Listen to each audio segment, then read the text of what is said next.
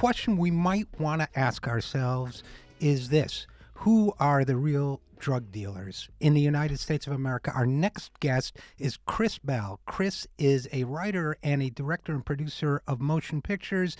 His documentary, Bigger, Stronger, Faster, asterisk at the end. Asterisk is important. We'll get to that.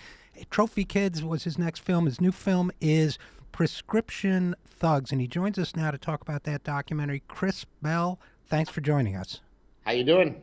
Doing great, man. Doing great. And listen, just give us a quick lowdown. I have watched some of the film already. Give us a quick lowdown for our audience. What is Prescription Thugs about?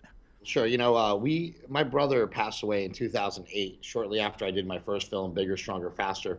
And right away, everybody was speculating like, oh, it was steroids and this stuff like that. And, I had gone around for like 3 years. I was basically just like, he hadn't used steroids for 3 years when he passed away. So I was trying to figure out like what did kill him? Like, why did he just die?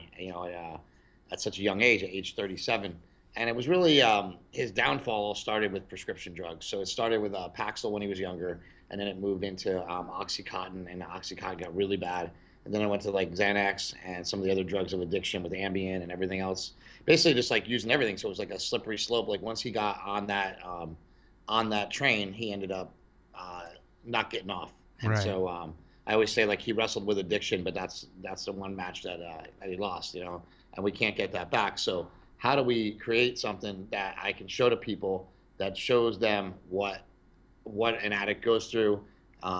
Where is the main thing was to take a look at the systems that people can change your habits. And so a lot of people say like, I think a lot of people want their hand held through things, right? So if anybody has any comment on this one, they're like, oh, you should have told people how to do this or told people how to do that. I think if you watch the film, you'll get all that stuff, because like it's like I don't want to beat people over the head. If somebody wants to go to rehab and somebody wants to get better, then they can do it. I went to a place called Cliffside Malibu out in LA, and most people can't afford that. So Right. I didn't want to I obviously like Cliffside Malibu was the main. They were the main people. Richard Tate was the main person at Cliffside Malibu that helped me get sober. But even him, rather than outlining and trying to push that specific agenda, we just want to push it to everybody. Like, get yourself into treatment.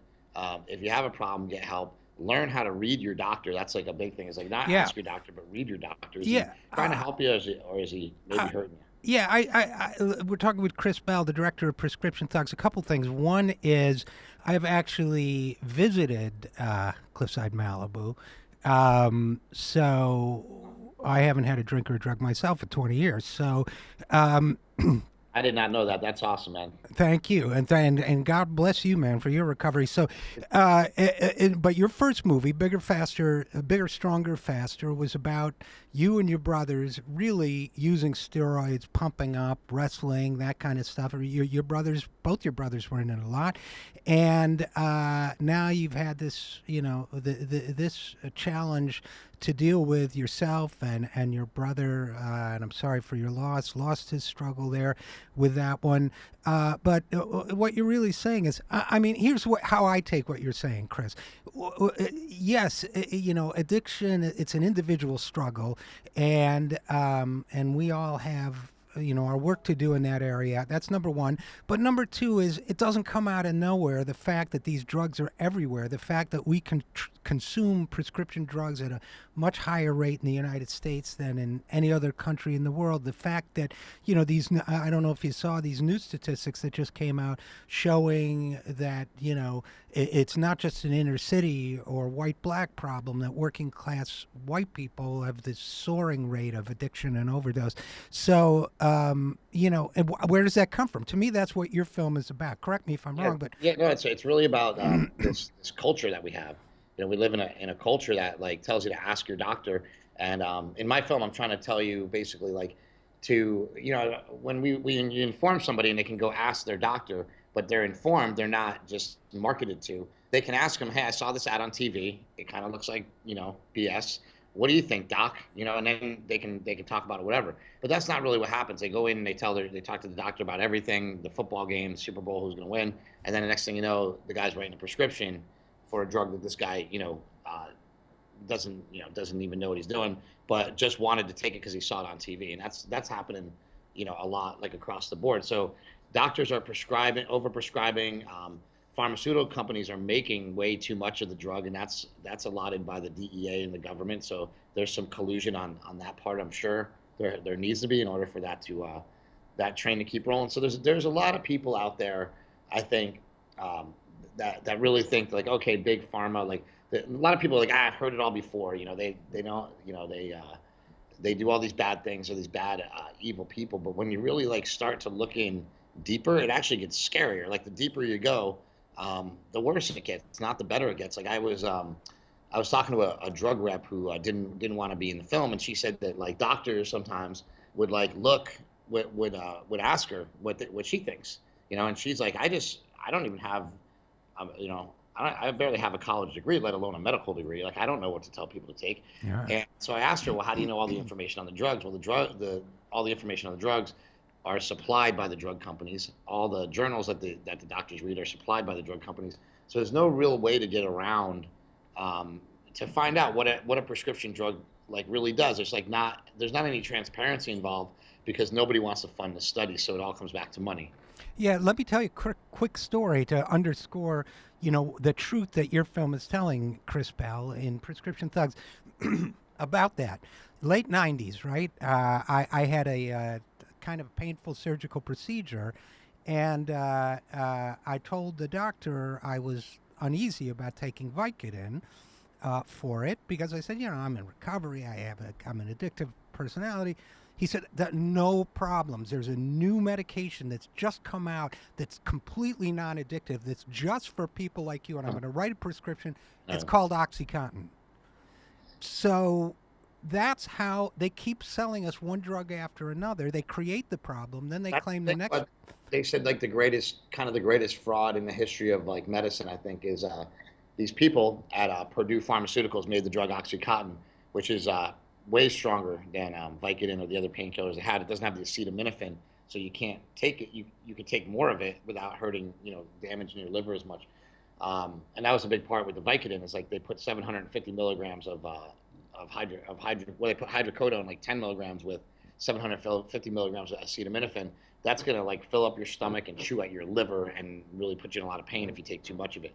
So when they take that part of it out and you can consume as much as you want, the OxyContin was like, I think it's like a $8 billion fraud. I want to say like maybe they had to pay back to the government like $2 billion or whatever, but they made like eight.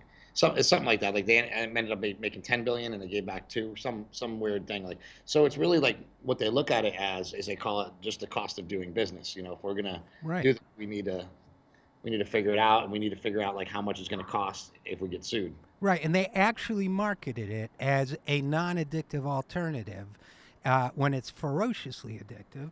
It's Um, worse. It's the worst drug that this country's ever known. I think it's completely torn this country apart, and I don't think people are seeing it as clearly as I do because I'm on the streets every day, man. I'm like the foot soldier, and you have all these people like walking around, and they're not seeing what's going on the ground. And like when I say on the ground, I mean like where are the places that normal people go? In the gym, at the grocery store, at the library, like wherever. Like I'm always constantly talking to people, meeting new people, and we get in these conversations, and that's how I find things for my documentary. Like I do a lot of research online, but most of the time is just like talking to people and like finding people. So you have to be out there to really know what's going on. And I see a lot of stuff and talk to a lot of people that have these crazy.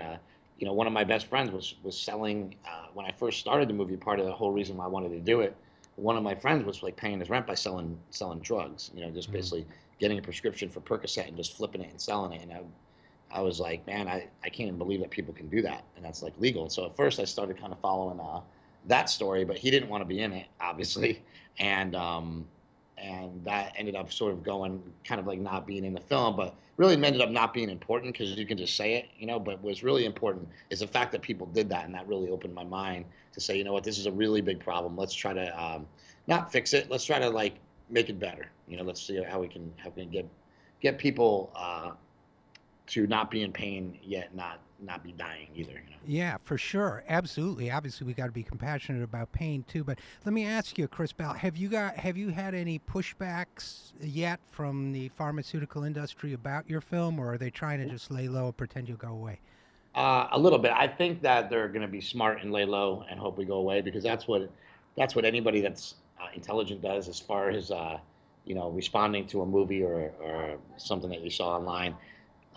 What happens then? Then it's like a he said she said thing. Like if I said something on here that's like maybe a little bit wrong, then I can really go attack them more. And it just escalates really quickly into something ugly. So we got a little bit of blowback from one writer, and then I just had somebody on the radio. I was on Opie and Jim Norton's show, and somebody just called me and they're sort of challenged me on like, how can you say that we shouldn't have these drugs, and if it's saving people's lives and giving them a better quality of life. And I just basically was trying to explain to the guy that that's not really the point of the movie. The point of the movie is to be aware, to like walk out the door and say, I know what questions I need to ask my doctor. I need to know if my doctor is, like, is he overprescribing? And all that stuff's available. Like, is he taking money from drug companies? If you go online, I mean, you can search out and see if your doctor's taking a cut. And not that there's anything wrong with that. We just spoke about like we were just speaking about like Dr. Drew, and he took a cut of a drug, and I'm sure he's like totally well intentioned, well meaning, and he put his name on this drug, Wellbutrin, and they were writing it off label, and the drug reps were telling the doctors, remember, doc, it's the happy, horny, skinny drug, because that was the side effects of the